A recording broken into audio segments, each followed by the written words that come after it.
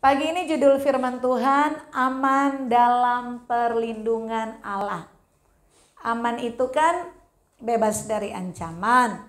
Aman itu tidak khawatir, aman itu tidak takut, aman itu tidak gelisah, aman itu tenang. Nah, seringkali ada banyak khususnya orang Kristen menerjemahkan rasa aman itu ketika kebutuhan saya tercukupi. Makanya ketika kebutuhannya nggak tercukupi atau ada masalah keuangan, cari Tuhan dia, rajin ke gereja. Kenapa? Kata WL tadi, tanggal tengah menuju akhir. Giliran tanggal muda kok nggak ada. Aman dia, dompetnya aman. Jadi dia nggak cari perlindungan lagi. Nah, seringkali kita menerjemahkan aman itu ketika tubuh kita sehat, aman kita tuh ketika keluarga rukun-rukun, aman kita itu ketika punya banyak uang. Tetapi dalam kenyataan hidup banyak orang punya banyak uang, tetapi nggak aman juga, tetap ada khawatir, ada gelisah, ada ketakutan. Ketika orang tubuh sehat, banyak juga yang tidak aman ternyata. Nah, kita mau belajar pagi ini dari satu tokoh yang namanya Daud. Bagaimana benar-benar sebagai orang percaya kita menikmati, kita mengalami rasa aman di dalam perlindungan Tuhan. Kenapa dalam perlindungan Tuhan? Karena hanya Tuhan yang bisa menyediakan rasa aman yang seperti ini. Kalau masalah keuangan, saudara nggak percaya Tuhan pun bisa jadi kaya raya. Tetapi ada perasaan aman yang lewat ungkapan Daud yang jadi pelajaran buat kita, yang kita hanya dapatkan ketika kita jadikan Tuhan tempat perlindungan. Mazmur pasal yang ke-27 ayat yang pertama, kita baca ayat ini bersama-sama 2-3 dari Daud. Tuhan adalah terangku dan keselamatanku. Kepada siapakah aku harus takut? Tuhan adalah benteng hidupku. Terhadap siapakah aku harus gemetar? Aman dalam perlindungan Tuhan artinya menjadikan Tuhan sebagai terang, menjadikan Tuhan sebagai keselamatan dalam hidup kita. Kita belajar dari kisah Daud. Yang pertama, Daud mengalami rasa aman di dalam Tuhan. Dia buktikan melalui masa lalunya yang kelam. Kita ada banyak ayat, tetapi saudara tidak usah buka, kita tidak ada buka. Nanti saudara boleh baca di rumah kalau saudara mau baca ya. Tapi saya tulis di sini ayat-ayat yang jadi referensi. Masa lalu Daud, dia adalah anak yang ditolak oleh orang tuanya. Kalau saudara baca di dalam 1 Samuel pasal yang ke-16, satu waktu Allah berfirman kepada Samuel, Samuel, kamu pergi ke Betlehem. Aku sudah menemukan pengganti Saul. Saul waktu itu sudah ditolak sebagai raja. Kamu cari yang namanya Isai. Salah satu dari anak Isai itu aku sudah pilih untuk menggantikan Saul. Singkat cerita, datanglah Samuel. Ketika Samuel masuk ke kota itu, apa yang terjadi? Gempar. Tua-tua kota itu gempar, ketakutan semuanya. Karena Samuel ini seorang nabi. Nabi itu kalau dia datang menyampaikan firman Tuhan cuma 2. Kalau tidak berkat, hukuman. Jadi mereka datang tanya, Samuel, kamu ini bawa berita baik atau berita buruk? Samuel bilang, oh aku kesini untuk mempersembahkan korban. Nanti kita makan bersama, kumpul sama-sama ya tua-tua. Terus dia berkata, Isai, kamu juga datang dan bawa anak-anakmu. Kehadiran Samuel menggemparkan, dia orang luar biasa. Artinya ketika ada orang yang dia undang secara khusus itu satu penghormatan. Dan yang diundang secara khusus adalah Isai. Isai itu bapaknya Daud. Dan pesan Samuel kepada Isai, bawa anak-anakmu. Karena Tuhan sudah berfirman salah satu dari anak Isai akan menggantikan Saul menjadi raja Israel. Singkat cerita, di hari yang sudah ditentukan mereka akan mempersembahkan korban. Setelah itu mereka makan bersama. Datanglah anak sulung Isai. Wah, Eliab tinggi besar, ganteng, prajurit Raja Saul. Masih dari jauh Samuel bilang, oh pasti ini. Ternyata lewat Tuhan berfirman, bukan dia. Yang kedua juga prajurit Saul, lewat Tuhan bilang tidak. Ketiga tidak. Semua yang hadir anak Isai tidak ada. Samuel berkata, Tuhan ini semua sudah lewat. Tidak ada, terus yang mana? Lalu bertanyalah Samuel kepada Isai. Isai, anakmu cuma ini ya? Gak ada lagi anakmu? Kalau pakai bahasa lebay sekarang, Isai baru teringat, aduh Samuel maafkan aku. Aku masih punya anak yang paling kecil. Dia lagi di padang mengembalakan domba. Samuel berkata, panggil dia, bawa dia ke sini. Sebelum dia datang, kita tidak akan mempersembahkan korban, kita tidak akan makan bersama.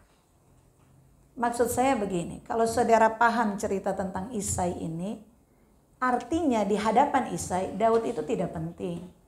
Ini undangan terhormat loh. Dan dengan pesan bawa anak-anak. Emang Daud bukan anaknya dia? Kan anaknya dia. Makanya di dalam Mazmur 27 ayat 10 ada satu ungkapan Daud.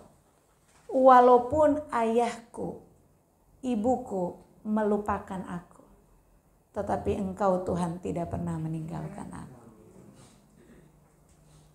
Yang kedua, masa lalu Daud dianggap remeh oleh kakaknya sendiri, kakak kandungnya. Itu ditulis dalam 1 Samuel 17 ayat 28. Satu waktu di dalam berperang, Israel sedang perang dengan Filistin. Jadi kalau perang zaman dulu tidak satu hari selesai. Orang Filistin tuh bikin kemah, terus ada jarak, seberangnya orang Israel bikin kemah juga. Bapaknya si Isai panggil sama Daud, Daud itu 3 orang kakakmu jadi prajurit, mereka lagi berperang. Zaman dulu kan belum ada video call, bisa call. Jadi tentara lagi berperang, wow aman ini pasukan. Dulu belum ada, jadi bapaknya bilang, Daud, kau tolong lihat kabar kakak-kakakmu di sana, apa mereka masih hidup atau sudah mati, apa yang terjadi dengan mereka. Singkat cerita, datanglah Daud. Datang di situ. Begitu Daud datang, di tengah-tengah perkemahan semua lagi lemah, lesu, letih, loyo, nggak bersemangat. Kemudian tiba-tiba dalam keheningan berdirilah raksasa yang kita kenal namanya Goliat. Dan dia menghina Tuhan. Mana nih orang Israel? Mana Allah kalian? Daud waktu mendengar kalimat itu dia bilang, siapa orang kafir ini? Siapa yang berani menghina Allah Israel? Siapa dia?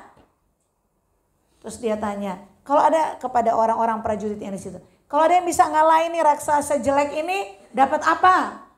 Prajurit-prajurit, oh raja akan kasih anaknya nikah sama anak raja. Nanti kekayaan begini, bebas pajak lah, keluarganya dapat semua, pokoknya banyak lah upahnya.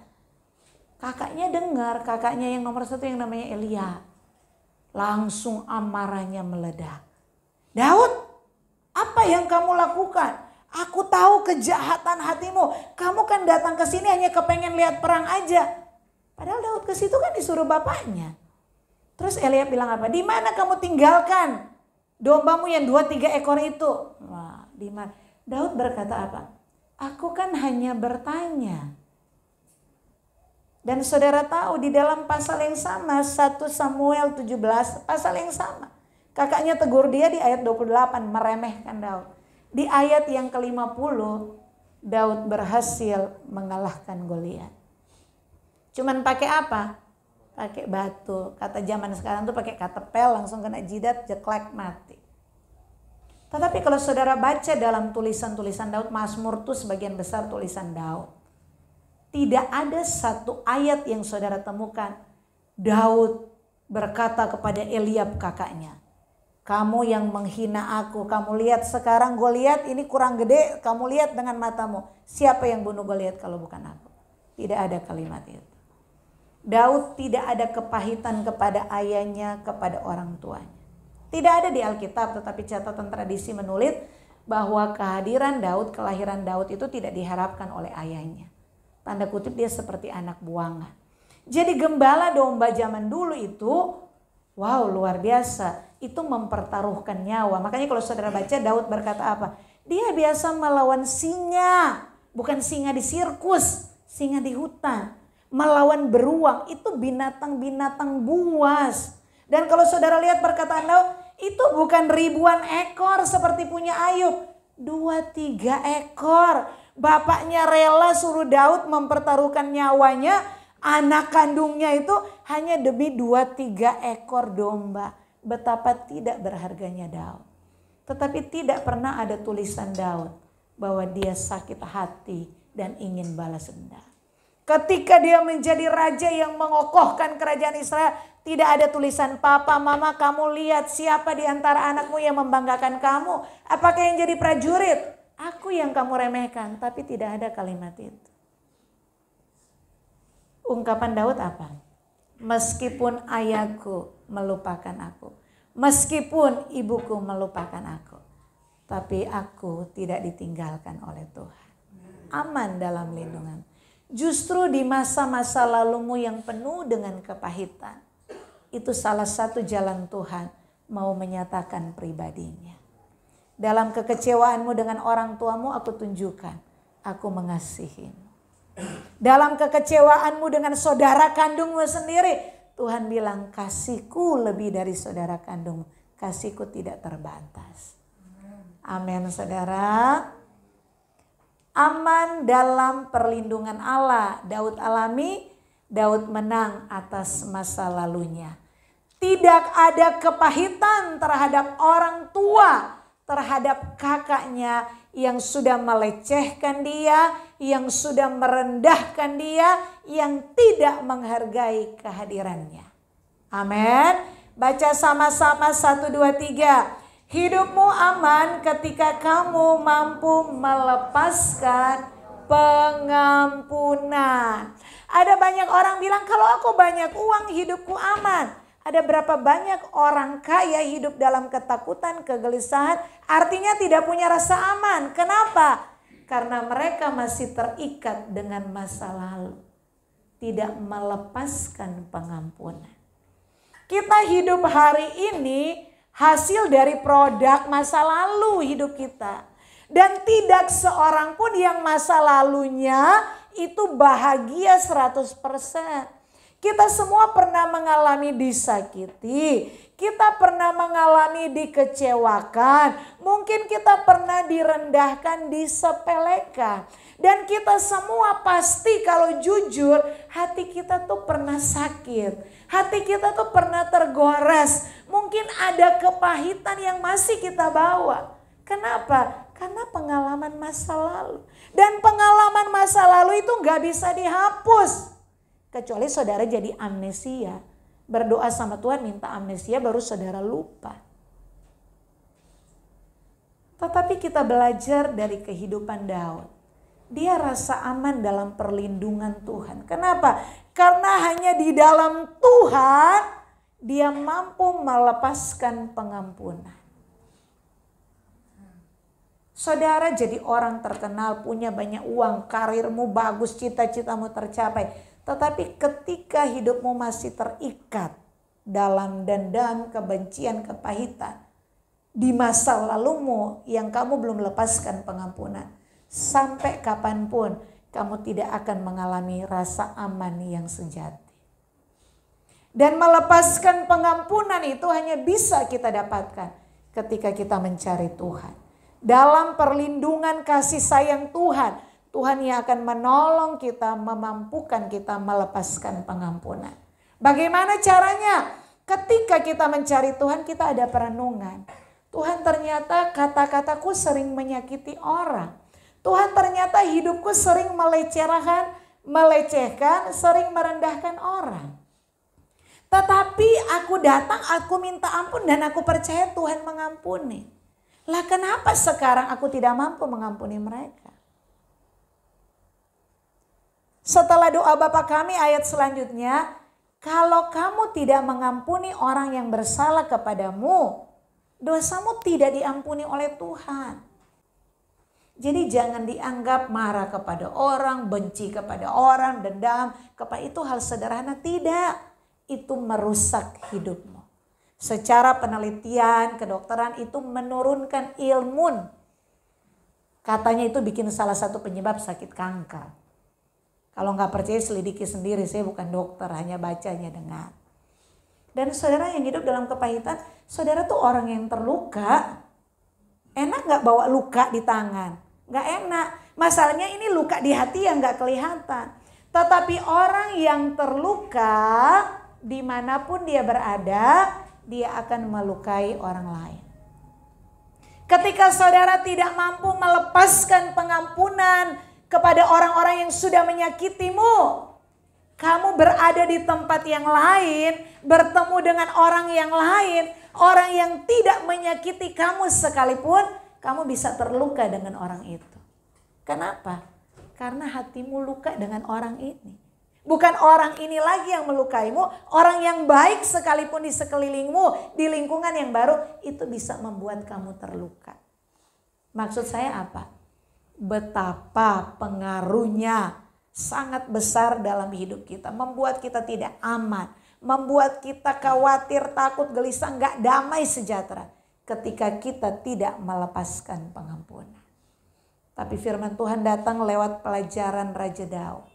Lepaskan pengampunan. Kalau berat, datang kepada Tuhan, minta pertolongan Tuhan. Di dalam Tuhan, kamu akan mampu melepaskan pengampunan kepada siapapun yang sudah melecehkan hidupmu, yang sudah merendahkan hidupmu. Kamu mampu berkata, Tuhan, seperti Engkau sudah mengampuni dosaku, seperti Engkau sudah menerima aku apa adanya, aku melepaskan pengampunan untuk mereka yang sudah membuat aku terluka. Amin. Dan Tuhan akan memberikan saudara hati yang baru. Dan saudara akan menikmati aman dalam lindungan Tuhan. Haleluya. Yang kedua, kejatuhan Daud. Di dalam 2 Samuel pasal yang ke-11 itu cerita tentang Daud dan Batsheba. Sudah tahu ceritanya ya? Dia mengambil istri orang. Yang kedua, pembunuhan berencana. Saudara tahu, wow, sekarang kan lagi viral pembunuhan di Indonesia ya. Itu kalau zaman dulu ini udah ada internet, ini lebih dari viral. Daud ambil istri Uria yang namanya Batsheba. Ditidurin, hamil. Begitu dikasih tahu Daud, Batsheba hamil. Yang Daud lakukan apa? Panggil Uria. Uria ada di mana? Uria lagi berperang, disuruh pulang. Karena raja yang panggil, pulanglah Uria. Dan raja bilang, Uria, kamu boleh pulang ke rumahmu. Tetapi ternyata Uria tidak pulang ke rumah. Dia di depan pintu gerbang. Begitu ditanya, kenapa kamu tidak pulang? Aduh, bagaimana mungkin, teman-temanku lagi berperang, aku enak-enak sama istriku. Enggak, aku enggak pulang. Besoknya Daud panggil lagi Uria, dikasih makan minum sampai mabok. Tujuannya apa? Supaya pulang. Ternyata tidak pulang juga. Tahu nggak kenapa Daud suruh pulang? Supaya kalau Uria pulang tidur sama istrinya, dan ketika tahu istrinya hamil, oh itu anakku, waktu berperang aku dipanggil pulang, aku kan tidur sama istriku. Jahat nggak pikiran Daud? Jahat sekali. Dan yang lebih jahat apa? Ketika Daud tahu Uria tidak mau pulang ke rumah, Daud tulis surat untuk Yoab. Yoab tuh panglima perang, lagi berperang, pemimpin perang. Dan surat itu dibawa sama siapa? Dibawa oleh Uria sendiri. Uria, ini surat kamu bawa kasih ke Yoab. Baik tuanku raja. Saudara tahu nggak isi surat itu apa? Isi surat itu, Yoab, ini surat dari raja loh.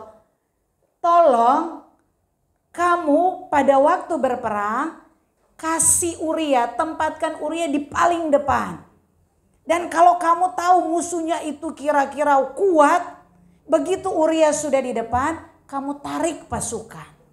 Itu tujuannya apa? Cuman satu, supaya Uria mati. Saudara bayangkan, surat yang Uria bawa dari istana raja ke tempat peperangan, itu surat untuk membunuh dirinya sendiri. Wow, betapa kejamnya Daud. Makanya ketika Nathan menegur Daud, perbuatanmu itu menghina Tuhan, menyakiti hati Tuhan. Kenapa? Karena Daud itu orang yang diurapi.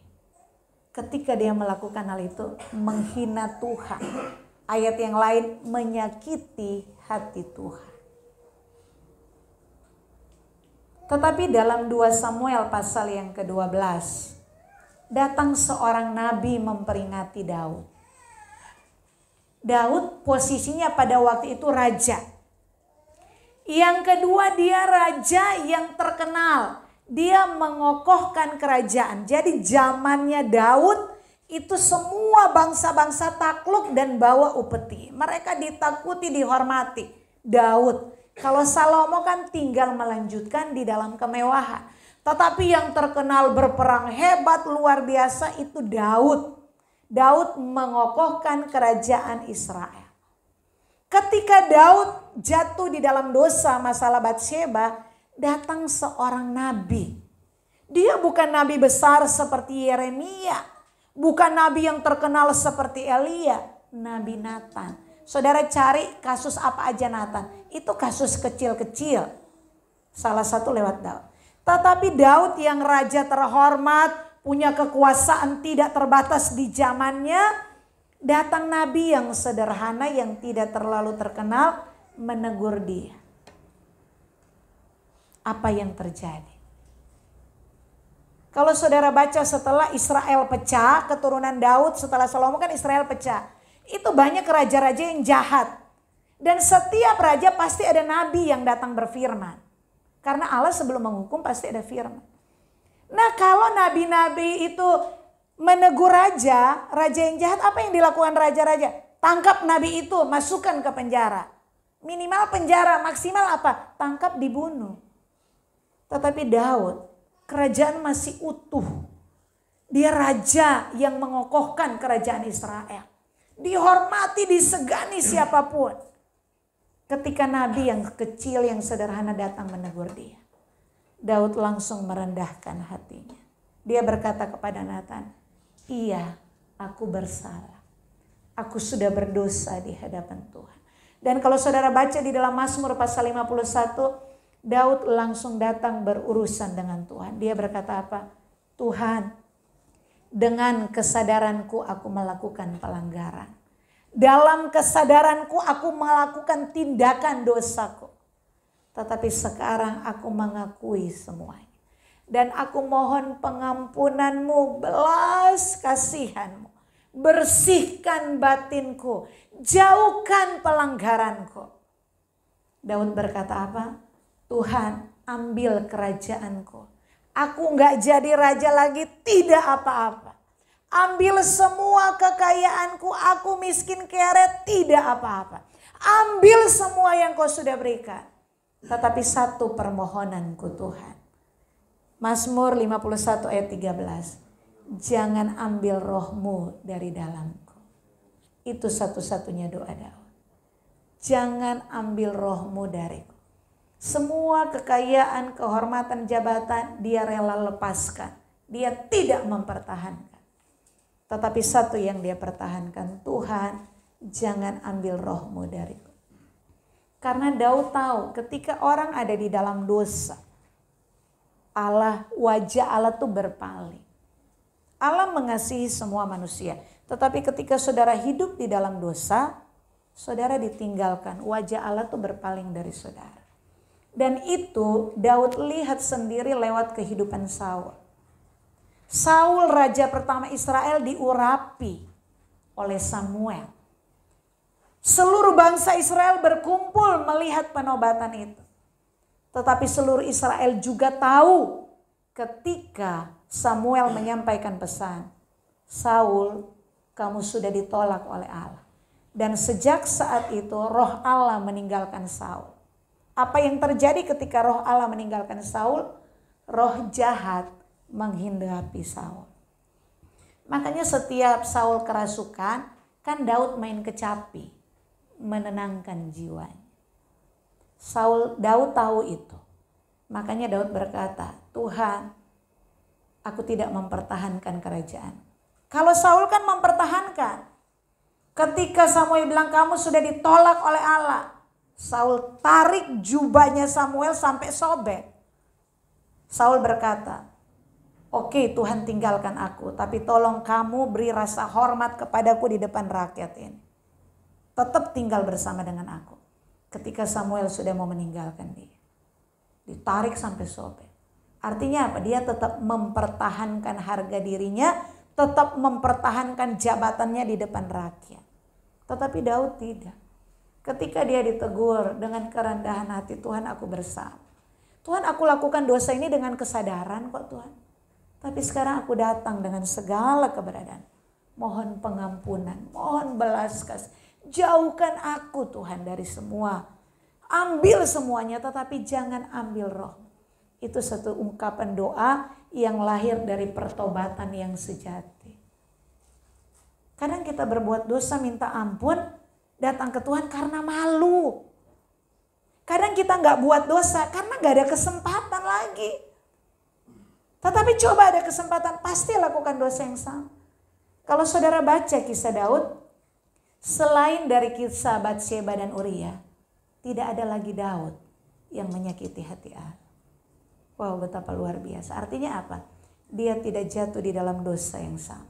Dia sudah tahu betapa beratnya dan betapa dia mohon pengampunan. Dan lewat kasus itu dia menjaga langkahnya. Makanya dia berkata di ayat selanjutnya, Mazmur 51, Tuhan tolong ampuni aku supaya aku bisa menceritakan, aku bisa membimbing mereka yang jatuh di dalam dosa. Bahwa mereka pun akan mendapat pengampunan kalau datang sungguh-sungguh. Amin saudara. Dan yang kedua, anak hasil perselingkuhan itu mati, tetapi Daud berdoa dan berpuasa. Ketika Natan menegur Daud dan Natan bernubuat, firman Tuhan, anak hasil perselingkuhanmu dengan Batsheba itu pasti mati. Giliran lahir anak tuh hidup. Ketika anak itu lahir hidup, apa yang Daud lakukan? Dia berpuasa, merendahkan diri, berkabung. Taruh debu di kepala, zaman dulu kayak gitu. Hari pertama, hari kedua, sampai hari ketujuh akhirnya mati anaknya. Pegawai-pegawainya bilang, ini anak ini lahir raja kita berkabung. Bagaimana anak ini mati? Betapa sedihnya dia. Semua takut mau ngomong. Tetapi Daud tahu kenapa kalian bisik-bisik. Anak itu sudah mati ya? Dengan ketakutan mereka bilang, iya raja anaknya sudah mati. Apa yang Daud lakukan? Langsung berdiri, langsung mandi, langsung merintahkan pelayan siapkan makanan. Aku mau makan. Heran-heran pelayan-pelayannya pegawai. Kenapa waktu anak ini hidup? Kamu berkabung. Giliran anak ini mati, kamu malah makan. Daud bilang apa? Iya, karena aku sudah mendengar nubuatan bahwa anak ini akan mati. Jadi ketika anak itu lahir masih hidup, aku mohon belas kasihan Tuhan. Ya mungkin Tuhan bermurah hati mau membiarkan anak ini hidup. Tetapi kenyataan ketika anak ini pun harus mati, ya sudah itu udah ketetapan Tuhan. Ini bagian dari hukuman yang aku terima. Ya aku mau apa lagi? Gak bisa menghidupkan anak itu. Bagianku apa? Ya mengucap syukur dengan ketetapan Tuhan. Itu respon Daud. Ya. Aman dalam perlindungan Allah. Yang kedua, Daud menang atas dirinya.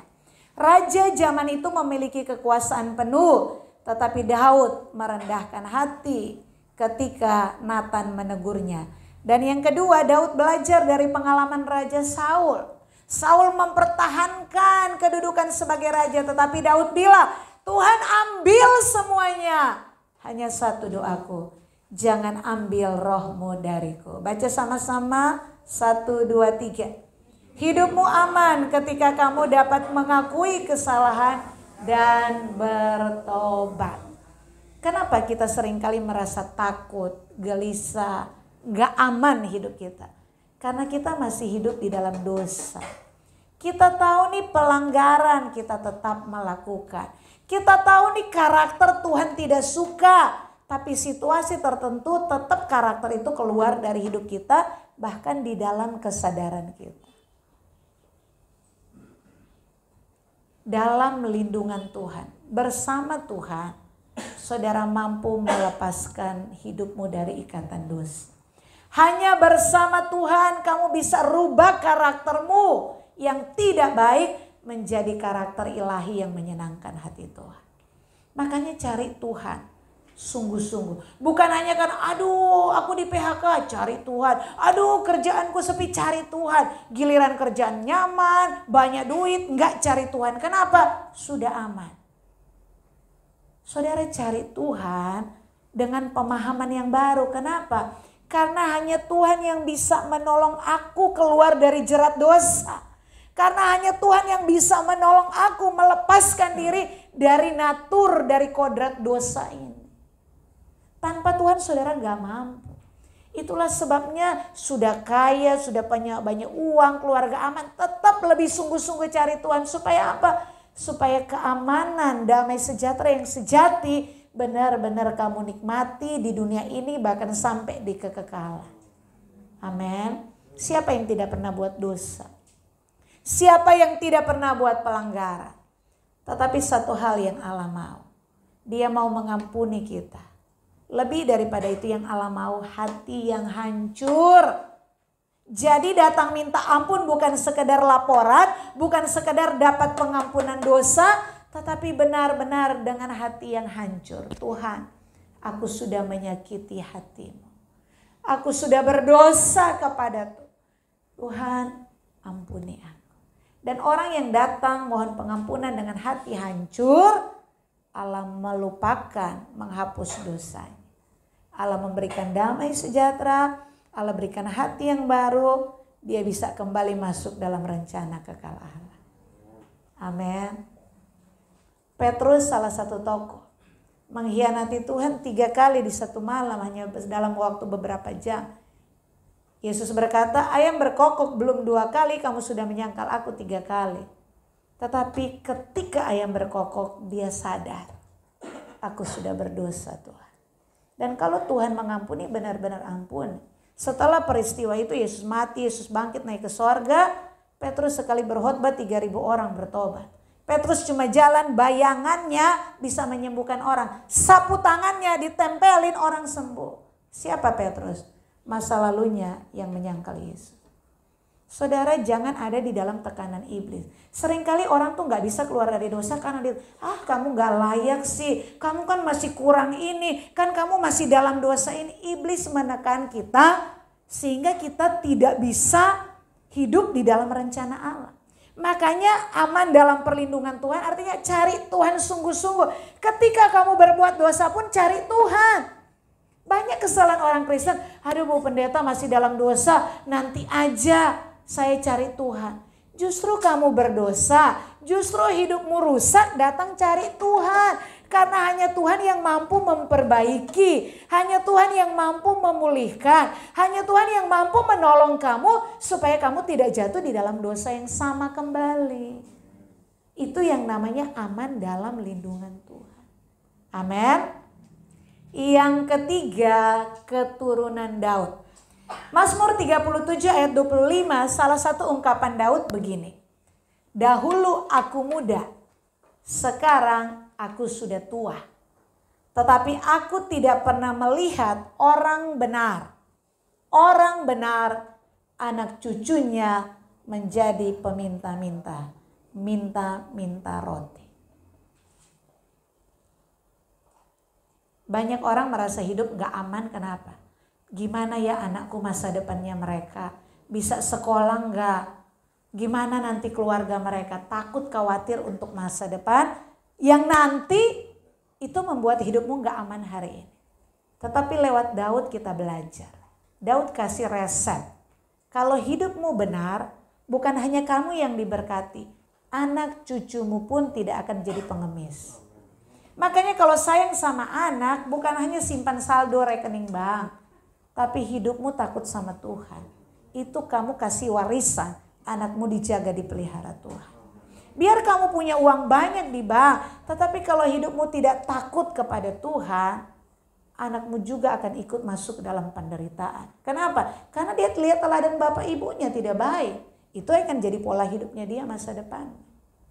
Yang kedua, 2 Samuel 7 ayat 16.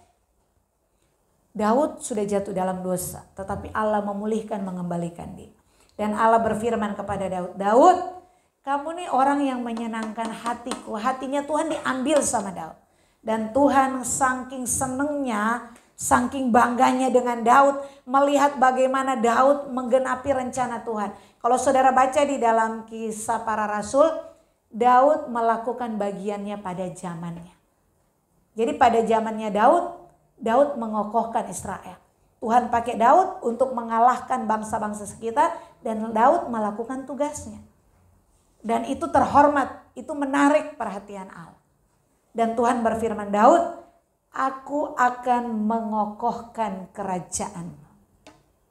Makanya ketika Salomo tidak taat, kerajaan pecah, Tuhan tetap ingat perjanjiannya kepada Daud. 12 suku, tetap 2 suku disisakan untuk siapa? Keturunan Daud. Jadi Yehuda itu, Yerusalem itu keturunan Daud. Daud, Salomo, terus Rehabeam, semua keturunan Daud. Padahal ada di situ raja-raja juga yang nggak takut sama Tuhan. Tapi Tuhan tetap pertahankan. Kenapa? Karena janjinya kepada Daud. Kalau engkau menarik hatinya Allah, kalau Tuhan berjanji memberkati hidupmu sampai turunanmu, mereka layak menerima berkat itu karena hidup.